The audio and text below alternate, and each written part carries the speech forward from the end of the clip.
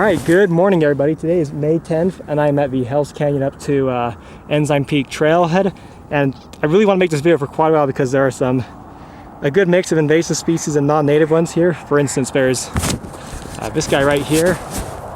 All that grass, that's jointed goat grass. It's a pretty annoying invasive species. I had to weed it plenty during my previous job. And this plant right here, for instance, well that's just alfalfa. Nothing special about it aside from it being invasive, but there's also a really good mix of native species here too, so hopefully we can see a lot of them. So let's get started. Anyways, one of the first plants I want to show off right now is this one. This is Toxicoscordion, most likely venenosum, also known as the meadow death camas. It is, I guess, species of Toxicoscordion. This is what I was trying to show off at Mount Olympus, but I just could never find it in bloom, that little lily-looking thing. Anyways, it's a good plant. It also is quite toxic, a nice native one. Almost looks like an agave, kind of. It's member of the family Melanthaceae. I get those names mixed up sometimes, but it is a quite toxic plant family, and I would never forage anything from that plant family at all. In general, foraging for lilies is kind of ridiculous and risky, but especially members of that family, if you know that's what they are. Another cool one I just found right here, this is Hedysarum boreale, known as the northern sweetvetch.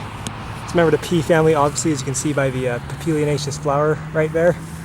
Let's see how close I can get up to it. Anyways, it's a species I only just identified recently.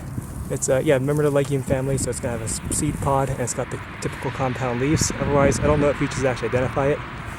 There you go, like that typical pea family flower right there. Anyways, moving on from what I was just talking about. The rock here is mostly what's known as conglomerate. It's basically a bunch of smaller or somewhat small to large rocks cemented together with other finer grained sediments like sand and dirt. As you can see here, all of the rock on the soil, that's conglomerate. There's also some tuff around here in certain areas, as well as limestone. So again, geology is not the most interesting thing to a lot of people, but I figure I might as well talk about it a bit. Oh, and this plant right here, this guy, this is what's known as Isatis. Tinctoria, also known as dyers woad. It's a member of the family Brassicaceae, and it is another invasive species from the old world. I've had to pull plenty of this at my previous job working for the city, and it's just a really noxious invasive weed. You find it everywhere, and it's just so hard to control, and it produces so many seeds, it's like practically impossible. Anyways, as I was saying, even in a place like here, there are quite a lot of native species, such as this guy. This is a species of Ambrosia, also known as ragweed, and yes, it is the same ragweed that causes allergies. Believe it or not, that is a native plant to here. And while some of you guys might hate it, it is a pretty strong competitor in a lot of places. Like if you saw it, you probably just assume it's a weed because it looks like one, but it is indeed a native species, and it produces a lot of pollen, which bees like to eat. So it's not, I think really it has a bad reputation. Obviously it's a problem for people, but it's a nice plant if you're for the environment. And moving further on here, gotta fix this up. We can see is another really great plant, quite a lot of them. Whoa, a bit of a violent jump cut right there, but it turns out I deleted the footage of this plant. I had the air location, so I had to go here instead.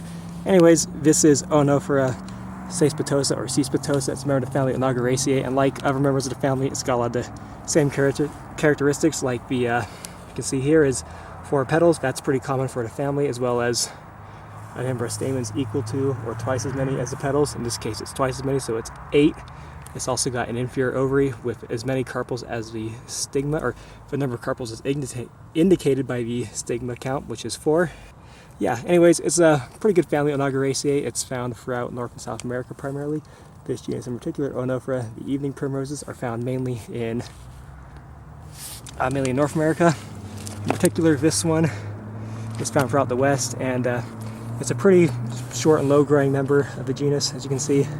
It's very just compared to my foot. Regardless, though, most of the other members of the genus are going to be a bit taller. Are going to be some of it will even be shrubby. Yeah, really nice plant. It's got a really big, gorgeous flower. So there you have it. Sorry I couldn't film it on location. Got another great Oenophora cespitosa right there. This one's with a lot of blooms and whatnot. But anyways, this whole area is exactly what I was talking about with all the invasive plants. This grass in particular is Secale cereale, also known as cereale. It's basically just ryegrass that escaped cultivation and is now just growing everywhere here. And look on the hill right there, so just to focus. You can see it's just completely covered in that grass. And another plant right here, that one is known as freaking Dalmatian toad flax. It's again another really invasive plant. It's just out of control, although interestingly there's a sort of weevil that we use to control it. It's a pretty effective actually. It just drills holes into the plant and like kind of makes it really hard for it to produce as much flowers and whatnot. But again, there's still some really good species you can find here that are native, like, where did it go? Oh, over here. This guy, where is he? Where are you? Okay, right there, with the red flowers. That is Spiralcea coccinea, I think, or coccinea. Regardless, it's a member of the family Malvaceae, the mallow family. This in particular is actually called a globe mallow commonly. And yeah, it's got the nice red flowers, another native species, which I've only ever seen here, which is same case with the Oenophora cespitosa. Actually, I came here in particular because there's quite a few native species I've only ever actually seen in this vicinity. So yeah. What the heck, I can also give you a final shot of the Spiralcea with this flower fully open. You can see it's got the almost like hibiscus-like fusion of the stamens around the pistil. That's pretty much the identifying feature of the family Malvaceae, although there are exceptions. So yeah, it's got a flower very much like that of a hibiscus. Unfused petals that look like they're fused at first glance with the pistil, or sorry, the stamens fused around the pistil. Great plant right here. This is Linum lewisii, also known as blue flax. Of course, it's a member of the flax family, and one of its characteristics is that every day it produces new flowers. This is common to a lot of flaxes, I think.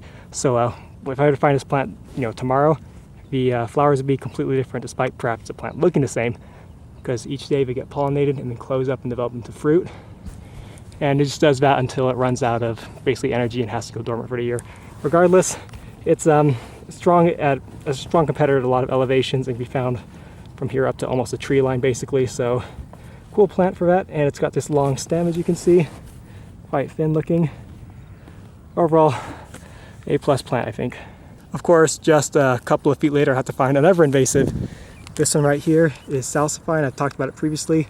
It's related to the dandelions. It's got it's a member of the family Asteraceae, and it's got these only ray florets. And if you look at the tip of the petals, they all have 5 teeth on them. And of course, it's got milky sap, as you can see here. So you can zoom in. Yep, there it is, coming off the stem. I did that because it's invasive. I don't care about this plant. In fact, it's a good thing to kill it off. Anyways, another reason I want to come out now in particular is because this seems to be the peak bloom time for the mountains here in the foothills. Just in May, I mean, June will have some new flowers, but July will be pretty bad. In August, not until late August at least, will there be any pickup in new flowers blooming with the broom snakeweed and the rabbit brushes, Gutierrezia and Ericameria and Chrysophamis respectively. But yes, right now it's just a really great time to find wildflowers. I recommend you guys come out and do that if that's what you want to do. The 5 people subscribed to me, 2 of which I imagine are in Utah, the rest elsewhere. It seems I finally lost all the good native species I was trying to find. For me that's a good thing though, because I'd be taking forever if I just stayed down there looking at all the different species I could find. Well, I was seeing all this yellow and I assumed it was more of this the Isatis, but this is actually Balsamroot sagittata, also known as the Arrowleaf Balsamroot. It's a really fantastic native species, quite common in the foothills and at some higher elevations occasionally, but it's really just a great member of the sunflower family Asteraceae. I've been trying to plant it for a while, but I've not really had the time to do it. And also right here there's a lot of this, what's it called? Phlox Longifier I talked about in previous videos as well. See, a member of the family Polemoniaceae. Great plant as well. I've never seen so much of it in one place. I'll go zoom in on the Balsamroot as well for you. There you go, that seems like it's in focus. Lovely plant. And also, I just noticed right here, there's this white plant that seems completely different. Maybe it's never a member of the Phlox or Polemoniaceae family. I'll have to check it out. It might just be, who knows? We'll see. Okay, we're getting a pretty nice place here. More forested, contains more moisture, it's more shaded from the sun, so it's more less drought tolerant plants grow here. And also it's mostly native species now. We got the Orchis gambelii mostly in leaf, as well as a ton of phloxes, or the Arrowleaf Balsamroot. All the good plants really, all the hits, all the classics. We just need some grass and the occasional dyers woad that's not native around here. So let's continue on anyways. Okay, we got another veritable Wasatch Mountain classic. This is the Utah serviceberry and Melanchier utahensis. Anyways, remember the rose family. I'm zooming really quick. And you can see the flowers right there. It's finally in bloom. Nice plant all around. Produces these fruit. I don't know if they're edible, but this is what it is. There's some animals disturbing my footage. I don't know if you can hear it or not, but anyways, that's what it is. All right, I just found one of my most favorite types of plants in the Wasatch, and in general, this is a Cassalasia or Indian paintbrush, in particular Cassalasia cremosa, the desert Indian paintbrush, and it is right here. Man, it's gorgeous. Really, really love this plant. It's one thing that's interesting about it is that it's actually a parasitic plant. It's a member of the family Oroboncaceae, an entirely parasitic family. It used to be in this family Scrophulariaceae, but all of the parasitic members of that family, when it was blown up, were moved to Oroboncaceae, where it is now.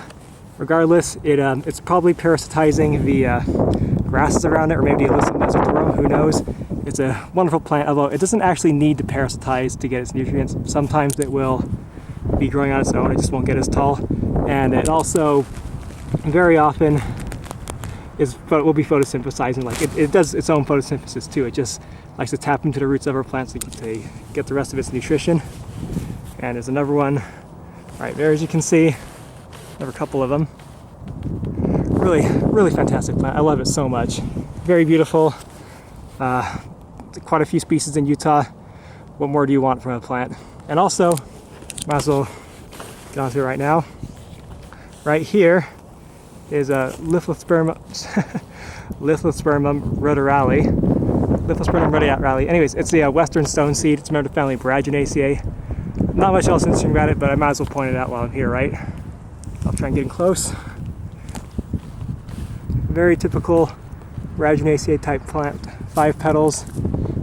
Look closely, it's got hair on the stem. Very typical of the family to have hairy plant parts. Yeah. There, you want me to give you a nice top-down shot of the plant? Focus.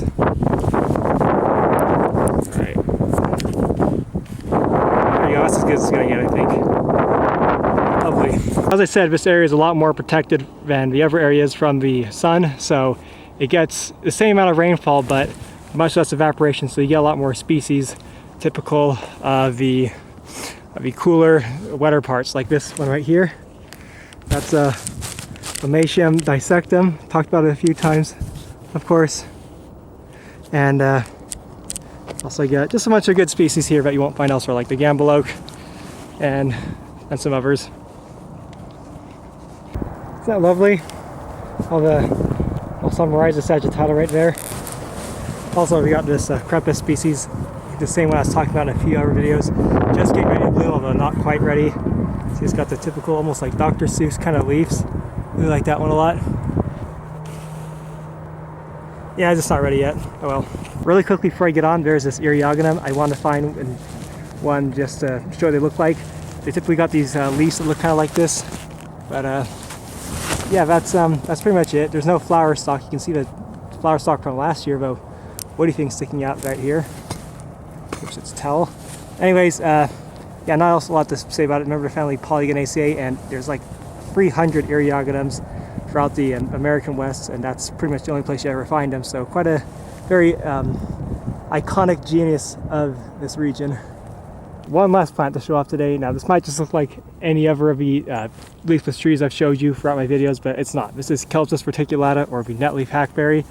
It's a member of the family Cannabaceae, which is pretty interesting itself. I guess people are excited, right? Now the family Cannabaceae only has 3 genera: Celtis, the hackberries, cannabis, obviously, you know, and humulus, which is the hops, like the kind you find in beer. Now, netleaf hackberry is a pretty interesting one, or one I like a lot, at least. Maybe not that interesting, because it's very hardy and can be found in really tough spots like this very dry slope right here, as you can see. Not a very hospitable environment. Regardless, it's only just very recently starting to leaf out, as you can see. Yeah, just barely starting. But it's a plant I like a lot, and I'm glad I could find one of them on the trail here. An important point of note around here is that the grasses you see, if they are sort of just a single strand coming up from the ground, that's a pretty good indicator that they're not native. While ones that are so-called bunch grasses with multiple stems and leaves coming out from the same point and almost form like a big clump, those are more likely to be native. Like, I don't know if this is native, but that's more of what I'm talking about, a bunch grass. Like, oh, yeah, it forms a thick sod. Now, there are exceptions, of course, and there are a lot of invasive bunch grasses, although not so many native non-bunch grasses. But yeah, it's important for you to remember when looking for native plants around here. This is just sort of a fact of nature that the grasses around here you see that are native to the Intermountain West are going to be bunch grasses, while the non-native ones from the Middle East, Mediterranean, or Central Asia are much more likely to be sort of these this kind of stuff. You see single stem, annual, not perennial, don't live very long, that kind of stuff. I guess we can finish off with a shot of the mountains over there. Like that. Alright, now for real, see ya. Oh, I remember having to put up these signs last year. So I should probably take them down by now. So since some spray painter wrote no on it.